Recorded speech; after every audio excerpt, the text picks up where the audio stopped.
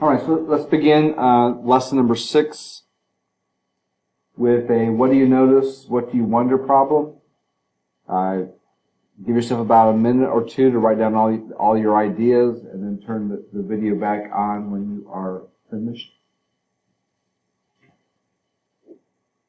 All right, so some possible answers you could come up with is that in both circles you have a right triangle.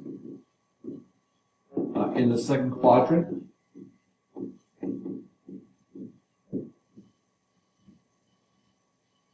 the angle measurement appears to be, theta, appears to be the same.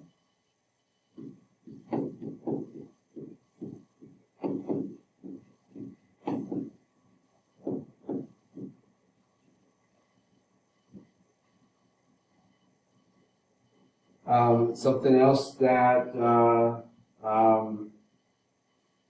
appears to be true is that the triangle on the right might be, the lengths might be twice that of the triangle on the left because the scale factor might be 2 between the triangles.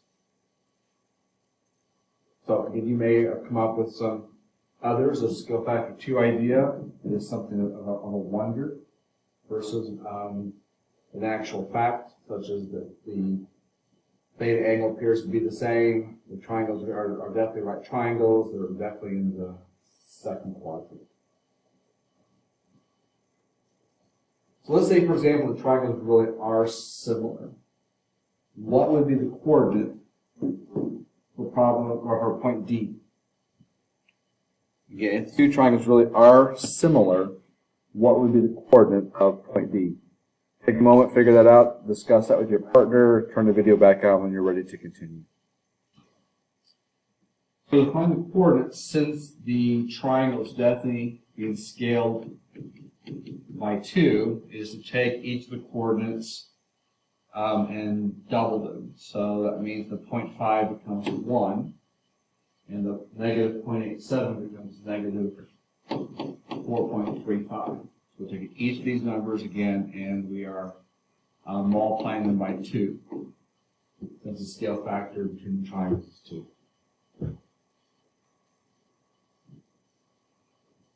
So what if we would use, instead of an angle measurement, we'd use a radian measurement, and we're going to look at 3 problems here, 3 different circles. Write down, use again our sine cosine rule. Write down what the coordinate would be for P and for Q, and then I will show you a third one for R. When you're done with the first 2, turn the video back on, and we'll continue with that. So hopefully, for P, you wrote the cosine of 3 pi over 8. Sine 3 pi over 8. That would be the coordinate P for the first one. For Q, so we're doing a scale factor of 7. For Q, it would be 7 times cosine of 3 pi over 8, comma 7 times sine of 3 pi over 8. So, like the previous problem, when we changed coordinates, we multiplied both coordinates by 2 because the shape had been scaled. Here, we're going to multiply everything by 7, since the radius of the circle is now 7 times longer than the original. So, how about do the last one here? What if I make the radius 11? Turn the video back on when you're ready to check your coordinates for point R. So very similar to radius of 7, for R, it's going to be 11 times the cosine of 3 pi 8, comma 11 sine 3 pi 8. So again, we're taking the original answer, and we're simply multiplying both the x and y by 11. So hopefully you have received a handout from your teacher for lesson 6. And we're going to kind of pick up the same idea of what happens if I use a minute hand and the minute hand is length 11, what would be the exact coordinates at 45 minutes after the hour, 10 minutes, and 40 minutes after the hour. When you're finished discussing those and working those out with your partner, please turn the video back on. So since we're looking for the exact coordinates again, we're going to be looking at an answer that's going to be involving sine and cosine. So when I looked at this problem, here's where the minute hand would be at. This would be our basically our 0, or 2 pi. And this is pi on the other side. That would be at 45 minutes after. So that would be one of the times. And then the other one looking at is 40 minutes after, and the last one is at 10 minutes after. So the question I posed was how, as a count off between, say, 0 and pi, which is 1, you'll notice that, and up here, this is pi over 2. We're halfway there. So what am I basically counting off by? So I'm counting off by basically 6. So I'm counting off that. So it'll be 1, 2, 3, 4, 5, 6 to get to the 1. So basically, we're looking at counting off by 6. This would be pi over 6. This would be 2 pi over 6, which is pi over 3. This is 3 pi over 6, which simplifies to pi over 2.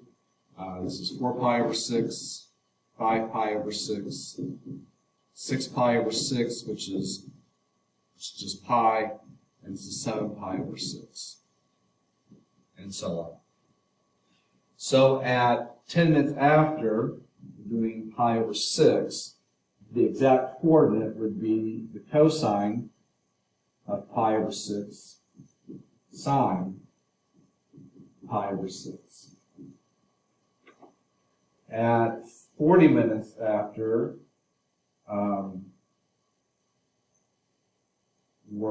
45 minutes after, we're looking at this is the answer right here, which is on the 9th. This would be basic pi, so this would be cosine of pi and then sine of pi.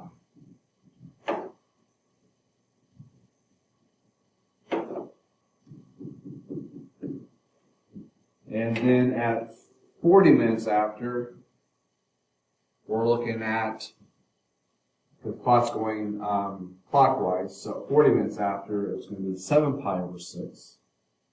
So this would be cosine of 7 pi over 6 sine pi, 7 pi over 6.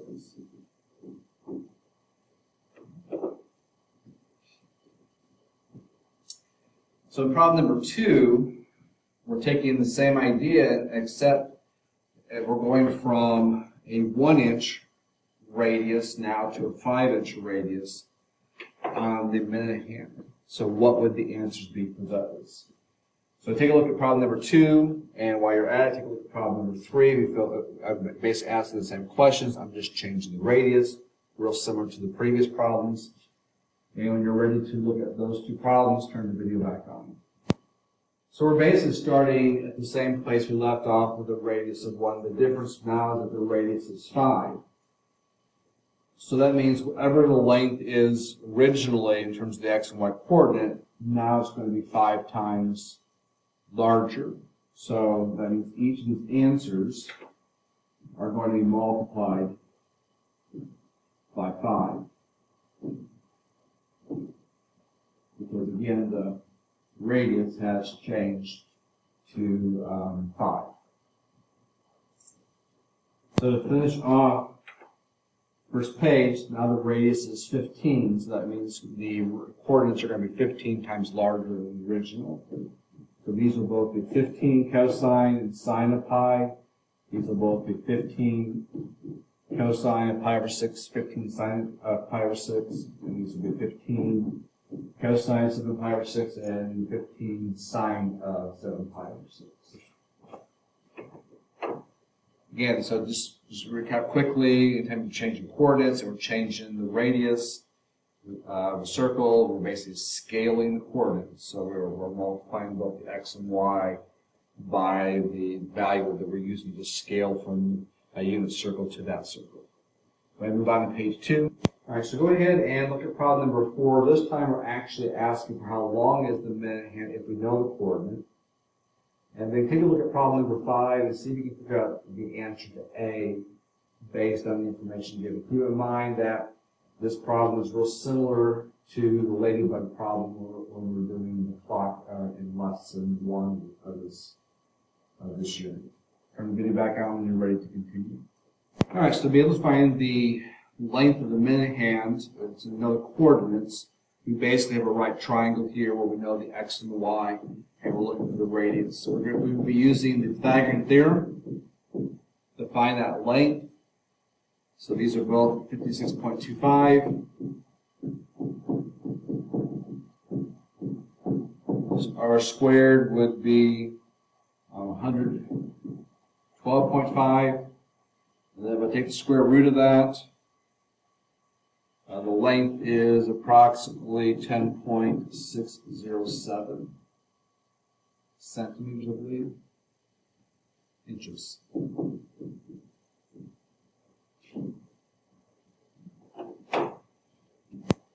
All right, so a couple critical numbers. We know we're 40 feet off the ground, so if I'm looking for the height, it's going to be 40 plus whatever the height or the distance is going to be within that Ferris wheel.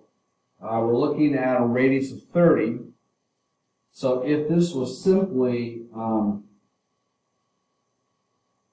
radius of 1, then we would be looking at the length of pi over 12. But because the radius is 30, that means it's going to be 30 times that.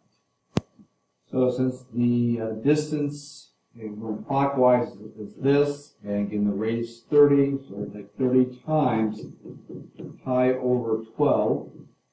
So we get an answer that's approximately 47.854 feet. Go ahead and look at the other 3. Turn the video back on when you're ready to continue. Sorry about that. Just after I stopped the video, I looked at the problem and realized I left out sine. We are looking for a distance here in terms of above the y-axis, and then radians, and it should be 40 plus 30 times the sine of pi over 12, not just 30 pi over 12. So go ahead and make whatever adjustments you need to make in the answers, and turn the video back on. So the critical part about the sine, why it's important here, is because if sine's not in here, for example, the pi piece of it continues to increase. But if you think about when you do sine of pi over, or sine of the radian, you got to keep in mind that this is the peak, which is pi over 2. So we should not get an answer higher than 70. So this answer here is somewhere about 47, but as I get past the 5 over 2, I'm looking at 5 pi over 6 and 5 pi over 3, we're now coming back down, which means we're getting closer and closer to the 40 feet. That's why the answer is decreasing as we continue around it. I'm going to stop here for the first video, and I'll pick up in the second video with problem number 6.